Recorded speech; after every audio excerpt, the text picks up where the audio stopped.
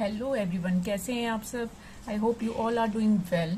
आज हम स्टार्ट कर रहे हैं क्लास 10 का चैप्टर नंबर 2 पॉलिनोमियल, जो न्यू एनसीईआरटी सिलेबस के ऊपर बेस्ड है। पॉलिनोमियल स्टार्ट करने से पहले हम उसके बेसिक कंसेप्ट को क्लियर करेंगे, क्योंकि आपको पता है कि चैप्टर को तभी हम अच्छे से समझ सकते हैं जब उसका बेसिक कंसेप्ट क्लियर होगा। ठीक है, तो स्टार्ट करते हैं। पॉलिनोमियल चैप्टर का नेम है जैसे कि पॉलिनोमियल। पॉलिनोमियल का मीनिंग क्या होता है? एक एन एल्जेब्रिक एक्सप्रेशन। जब हम मैथमेटिक्स में नंबर्स को एल्जेब्रा में एक्सप्रेस करते हैं उसे आप क्या बोल देंगे? पॉलिनोमियल। और उसे हम किससे डिनोट करते हैं?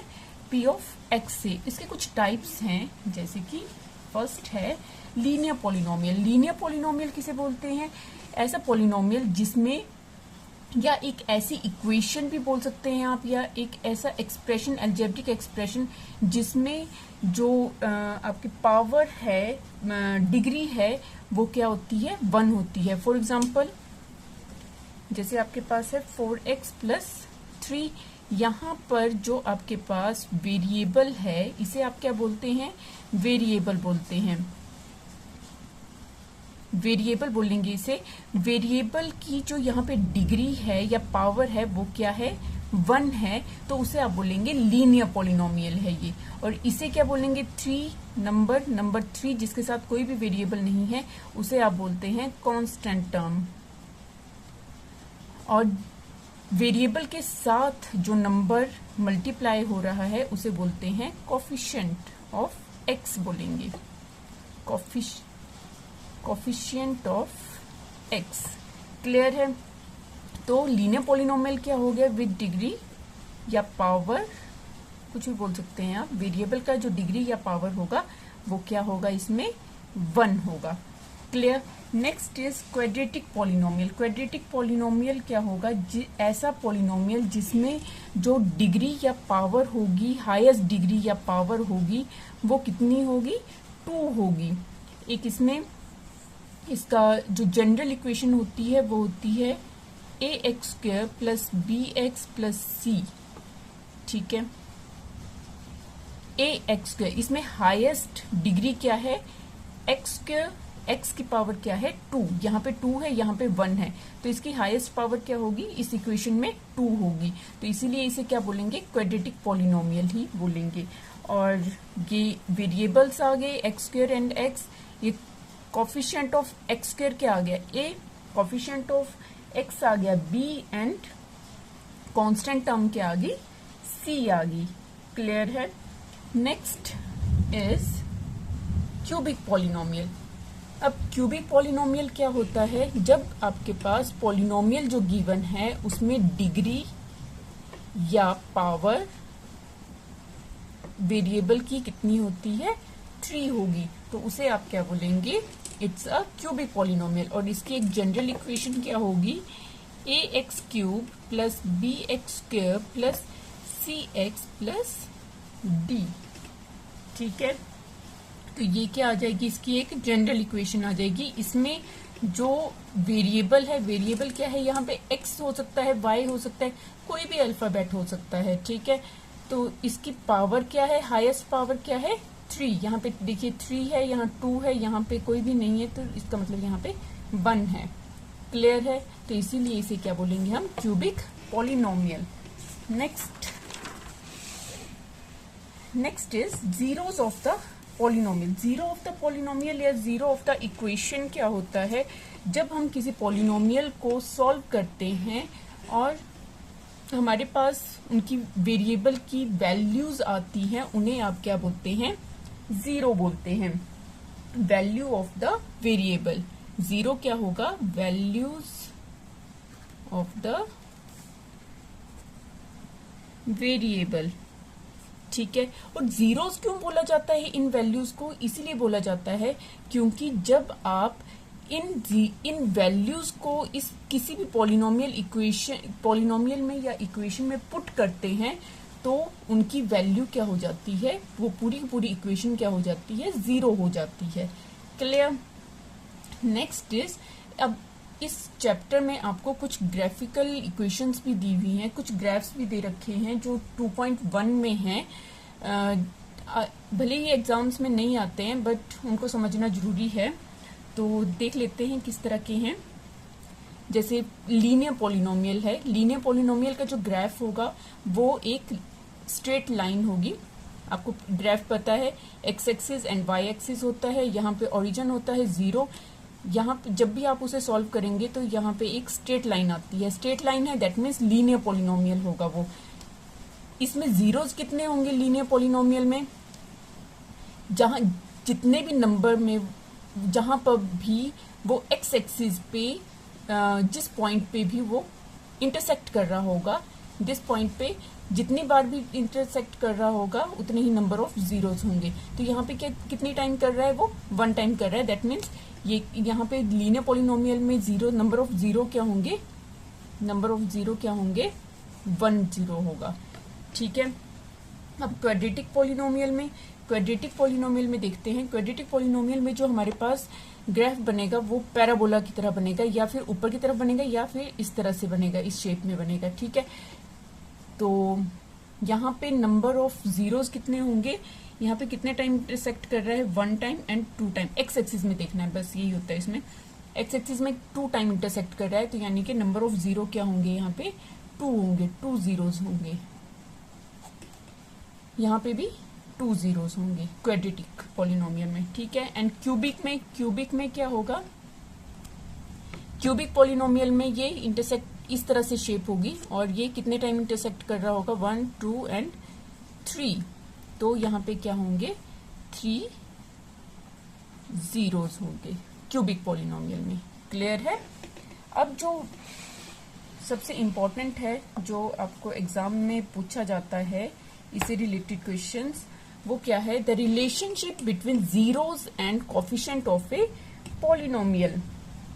क्या पूछा जाता है? जो आपके पास पॉलिनोमियल है उसके जीरोस, उनकी जो वैल्यूज है वो, और जो उसके कोफिशिएंट हैं पॉलिनोमियल के, उनके बीच का रिलेशन। सपोज कर लेते हैं कि हमारे पास एक क्वाड्रेटिक इक्वेशन है, quadratic equation of a polynomial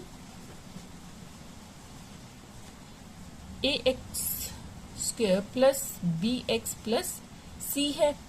ठीक है। और इनके and let alpha and beta are the 2 zeros of quadratic polynomial। ठीक है। अल्फा और बीटा जो हैं उसके 2 जीरोस हैं, तो इनके बीच पॉलिनोमियल जीरोस और जो कोफिशिएंट ऑफ पॉलिनोमियल है उनके बीच में रिलेशन क्या होगा? कोफिशिएंट क्या होंगे? a and b and c क्या है? कांस्टेंट है। ठीक है। तो इसमें रिलेशन क्या होता है? Alpha plus beta, that is sum of the zeros equals to minus b upon a, या फिर आप बोल सकते हैं minus of coefficient of x upon coefficient of x²। Clear है? क्या होगा? Alpha plus beta, sum of the zeros, जो भी जीरोस होंगे, वैल्यूज होगी पॉलिनोमियल की, वो किसके इक्वल होगी? कोफिशिएंट ऑफ x क्या है? Sorry, minus of coefficient of x, minus coefficient of x क्या है? b, minus b upon coefficient of x²। Coefficient of x क्या? x² कितना है? a अपॉन a होगी। ठीक है। ये क्या है? इसका फर्स्ट रिलेशनशिप है। सेकंड है product.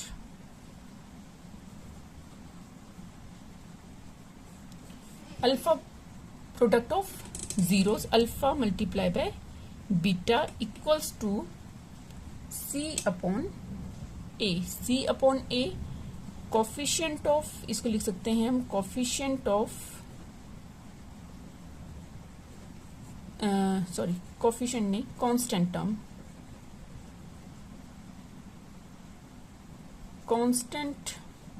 Term upon coefficient of x square. Constant term क्या है इस इक्वेशन में?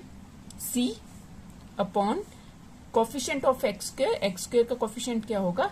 a। तो ये क्या हो गया? First relation and second relation. ये है relation between zeros and coefficient of the polynomial.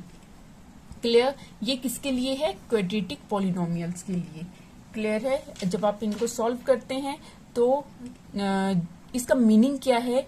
जब आप क्वाड्रेटिक पॉलिनोमियल को सॉल्व करते हैं और उनकी इक्वेशंस इनकी जीरोज आते हैं या इनकी वैल्यूज आती है, उन दोनों को अगर सम करेंगे वो हमेशा किसके इक्वल होंगे?